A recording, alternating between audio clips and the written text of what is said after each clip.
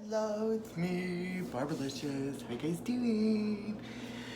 So tonight I want to do like a home cooked like meal kind of thing, and so I think meat and potatoes. So I was thinking of doing Salisbury steaks, but I'm going to do it 3 ways. So I'm going to cook it the same way, but I'm going to plate it 3 different ways. So it'll be 3 different styles, I guess. So I'm going to start with the meat part first. So I've got 2 packages of hamburger meat, and I'm going to put in here in my bowl like this. Then to it I'm going to add an egg, and then I'm going to do a teaspoon of cumin, teaspoon of paprika, a teaspoon of ground mustard, a teaspoon of coriander,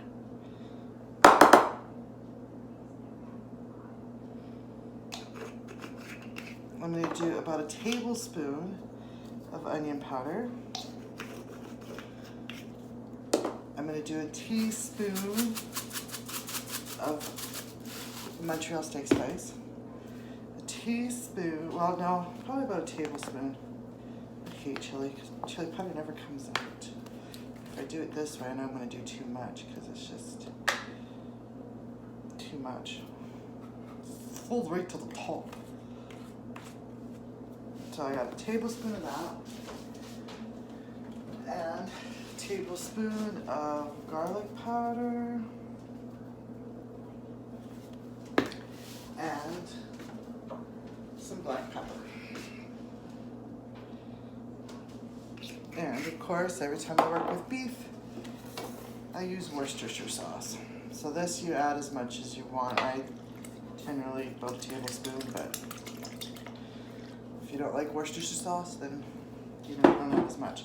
Then I take my 1 handage and I mix up the meatage. While I'm mixing up the meat, I'm going to turn on my frying pan here. Get it heated up so I can throw the patties right into here to fry them up and cook them in there.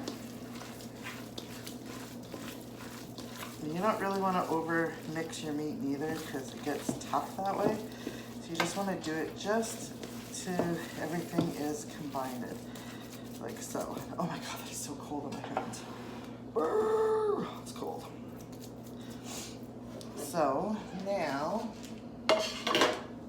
you can use a measuring thing. I have a broken one here. My broken measuring thing. Scooper, so that way you get all your patties even Stevens. Or if you can eyeball and make them all even Stevens, that's true. You can do it that way too. Me, I can't. I use this. So I'm just going to do 2 scoops. Start off like that. See how big they are. So I'm going to do 3 scoops. And go from there in my hand. Kind of judge. That's a good size one. So 2, that's 3 scoops. So roughly about like a tennis ball, I guess, size. Give or take, right? Like they don't all have to be a little bit too big, but you know, as long as they're roughly all about the same size, because you want them all to cook the same, right? That one's a little bit too big. A little bit bigger.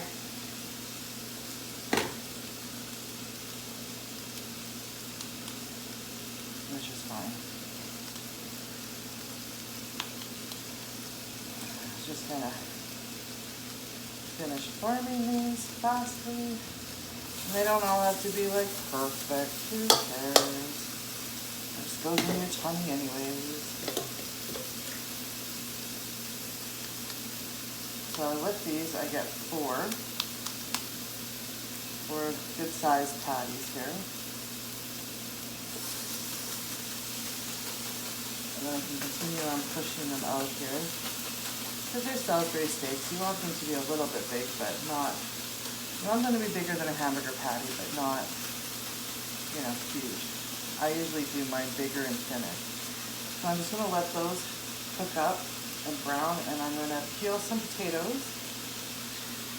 to go with it, and then I'm going to get stuff ready to mix with my gravy, because once these are done, then I'll make my gravy in here and then put the meat back in there. So I'm going to do that, and then I'm going to make a salad. So I gotta have salad tonight for supper. And yeah, so I'll do all that and then come back. And my meat is cooked. I'm just gonna pull it out of here, put it on the plate, put it aside here. Got my onion here. Get some oil in the pan. And I'm gonna make my basis for my gravy. So I'm just gonna cut my onion down like this. And then like that. And then like that. And I have the little hairy part there. There we go. And I'm just going to add this into the pan. So I'm going to do like an onion mushroom kind of gravy, mix them together. So just cut it. It's too cubied, that piece. Like that. Why isn't this working? Why are you working? So I'm just going to get all the bottom bits and pieces up.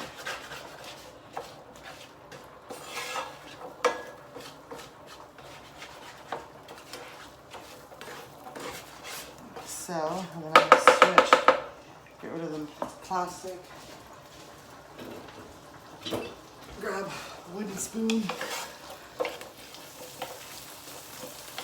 I'm going to get those going. I got my potatoes going in the background. I have carrots, I'm steaming up some carrots to do a dill kind of glazed carrots. So I'm going to add mushrooms to this now too. This will be part of my gravy. All the bases to the gravy. To this, I'm going to add some salt. Salt for flavor, plus it's going to draw out the juices from the onions and mushrooms. So now I'm just going to cook these up. Almost like a caramelized is what I'm going to go for. So keep cooking these up, and then I'll come back and show you what it looks like. So I'm back. These are nice, caramelized. So good. Yummy, yummy, yummy. It reminds me, it smells like the fall fair when you used to go up and get caramelized onions on your burgers and stuff. That's what it reminds me of. So anyways, to this, I'm going to add flour to this because I'm going to make a roux. So I'm just going to suck up all that oil. Like so. Add a little bit more. I've got 1/3 of a cup here, and I'm using, I probably only use like maybe 1/4 of, like half of it. So not very much. So you want it all coated, like so. And now I'm going to add water to this. And I do little by little. It's going to turn into like a sauce here. See how I get.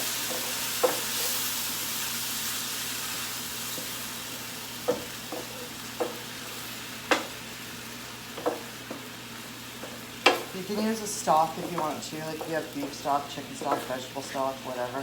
I just do water and then I add powdered beef stock to it because I don't keep the jarred beef stock on side, and I don't make homemade beef stock.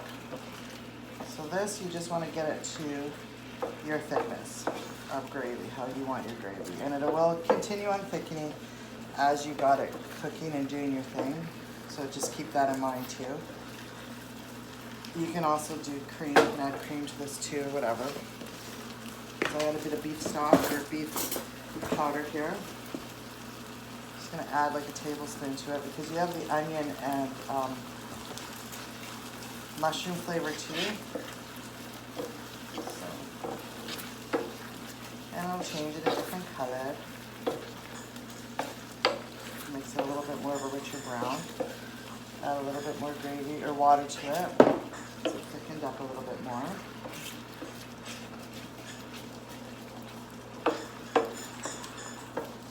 This is where I give it a little tasty taste.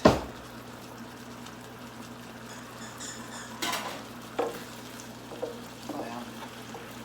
Oh, that's so good. We're just gonna leave that alone.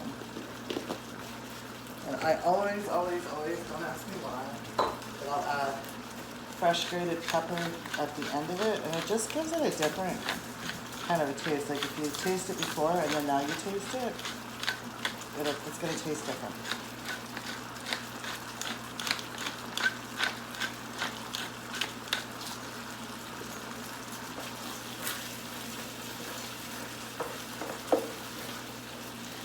Bill likes to come out every so often and check out, see what's going on in the kitchen. See if anything's dropped. We just figured out when stuff drops on the floor, it's game on!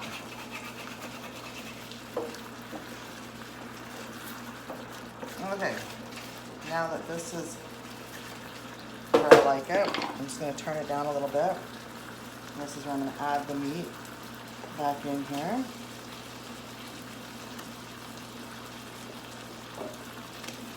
That, and I'm just going to let it simmer away with the meat in here. My potatoes are cooked, my carrots are cooked. I'm just going to do up Ryan's, because Ryan is one way, Randy is one way, and I'm the other way. So that's 3 ways of, I'm going to plate this food up. So I'll come back and show you. So I'm going to do up Ryan's. I got a little ramekin here. I got some French fries that I'm going to put in the bottom. This will be Ryan's supper for tonight. I'm going to take half of this meat here and just grind, like just mash it up. Like so. I'm going to put it on top of the fries. Like so. And then I'm going to scoop up some of this gravy. Top of there like that. And then I'm going to put some cheese. I got marble cheese. And I have some mozzarella cheese here. Like I said, we got to improvise now because we can't always go out and shop, right? So I got to use what I got. So this is what I got. So this is what it is.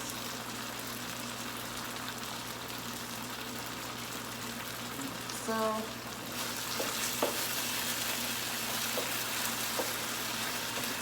grab some more of this gravy, but she's not going to like me because it's got mushrooms in it, but it is what it is.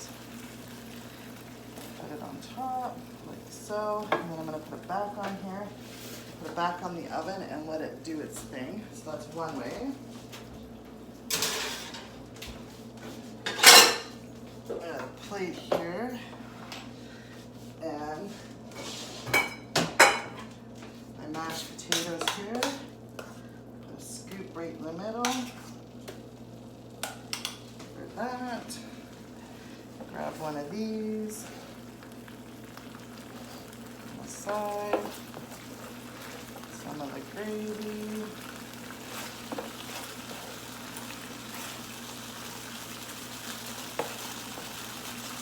Put it on the side. Like that. Yummy, yummy. I got some of my garlic, or not garlic, but dill carrots. Put that on there for some color. That's Randy's dish there.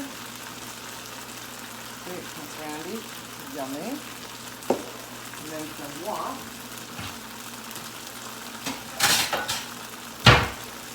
Some of this yummy salad.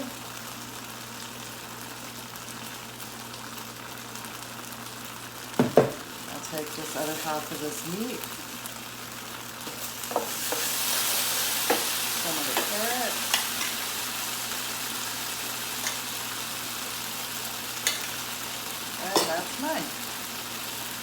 one way, two ways, wrong, three ways. So there you go. Hope you like it. Enjoy. Bye-bye. Me, Barbalicious. How you guys doing? I'm just going to turn up the volume. I'm going to turn it up right now. Hi, as I'm talking to you. I have, I'm going to do an oatmeal and my chocolate chip cookies that I do like all the time. So I got two different bowls and it's basically the same ingredients, everything, just two different cookies. So got a cup of butter in each bowl. I'm just gonna grab my baking powder, my soda, my vanilla, and my salt. So I have everything ready to go. Oh. Okay, now to this, it is a cup of brown sugar. It's a really easy recipe. So a cup in there, a cup in there, and then it's a half a cup of white sugar. So half a cup in there, half a cup in there. These aren't quite full cups because I'm near the bottom and I can't reach, so a little bit more won't hurt, right? It's just sugar. Yummo. Okay, and then 2 eggs in each one. So there, ooh, got a shell in there, scooped it out, good to go. We're golden. One there, one there. And then it calls for a teaspoon of vanilla in each one. I tend to pour a little bit more because, hey, I like vanilla. Now we're gonna mixy. You can do this by hand, you can do it by this. You get this quick little mix up. So it's all creamed up and yummy delicious.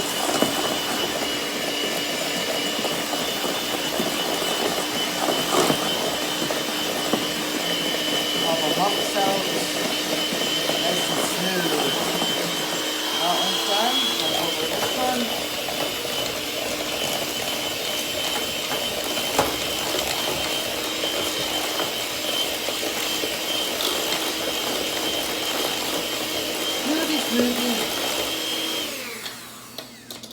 There we go. Mixed, ready. Yay. Okay, now we'll do our dry ingredients we add to this now. So each one is 2 cups of flour. I'm going to use my half cupper because I can't get my full cupper in there because it's too full. So that's 1 cup. It's 2 cups. Now I can get it in there. That's 1 and 2. That's my flour. Then we add all the other good stuff. So baking soda, baking powder, and salt. All gets 1 teaspoon. Near the bottom here. So there's a teaspoon of soda in each one.